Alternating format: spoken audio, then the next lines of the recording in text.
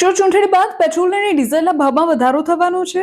WhatsApp પર તમને પણ આવા કોઈ ફોરવર્ડ મેસેજીસ મળ્યા છે? ગ્રાફિકની પ્લેટ ફરતી તમારા સુધી પણ પહોંચી છે, જેમાં કહેવામાં આવ્યું હોય કે બસ ચૂંટણી જવા દો, પેટ્રોલ અને ડીઝલના ભાવ પણ આસમાને પહોંચશે ભારતમાં. તો ચૂંટણી બાદ પેટ્રોલ ડીઝલના ભાવમાં વધારો થવાની અટકળોને લઈને સરકારે સ્પષ્ટતા આપી દીધી છે. પેટ્રોલિયમ મંત્રાલયે કહ્યું છે કે આ અહેવાલો ખોટા છે.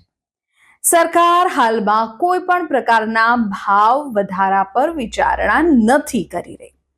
મંત્રાલયે એવું કહ્યું છે કે આ પ્રકારના અહેવાલો લોકોને ગેરમાર્ગે દોરવા, નાગરિકોમાં ભય અને ગભરાટ ફેલાવવાનો પ્રયાસ કરે છે.